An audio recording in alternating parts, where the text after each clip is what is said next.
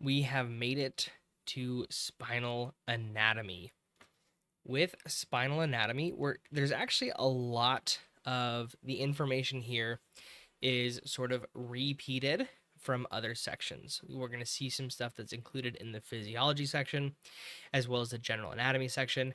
And this is actually why these sections are paired together. So you can see we have general anatomy, spinal anatomy, and physiology are all paired together in the same section because they have a ton of material that overlaps with each other. So you're going to see a lot of spots in this material as we go through it where I'm going to tell you, hey, like for right off the bat, the skull, go back to general anatomy pages 3 through 9. Okay. I'm not going to repeat and recover a lot of this information because we've already gone over it.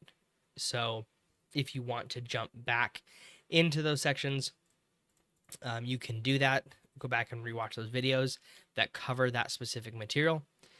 I'll see if I might link the videos where that specific thing is covered here in each of those sections to make it a little bit easier to go back if you want to.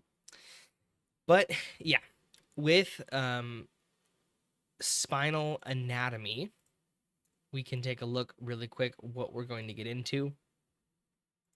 We'll talk about the axial skeleton in general anatomy. We talked about the appendicular skeleton. So we'll talk about the axial skeleton. We'll talk about the muscles of the axial skeleton, thorax, abdomen, pelvis, perineum, a lot of repeat stuff from general anatomy, physiology.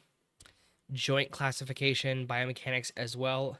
We'll have a little bit extra here for the articulations of the axial skeleton, but a lot of the rest of it already covered in general anatomy. The anatomy of the central nervous system and related structures. This is where we'll get into a lot of the new material that we have not seen in another section before. Kind of going through the different components of the brain and the brainstem, the cerebellum, and kind of what makes up all of those components, as well as the anatomy of the peripheral nervous system and that autonomic nervous system. Then finally, we'll end with the organs of special senses, vision, hearing and balance, smelling, tasting, all of that kind of stuff, which we covered tasting, the degustation a little bit. We'll see a little bit more of that as well. So spinal anatomy will cover a good amount of stuff. This is the chunk of material. This is actually worth one of the highest percentages of our entire thing. General anatomy is worth about 20%. Spinal anatomy is actually worth 22% of the total score. 20, or I believe 22% of the questions are going to come from the material covered in the spinal anatomy section. So there are going to be quite a few questions that come from this chunk, and as always, we'll go through exactly what those are.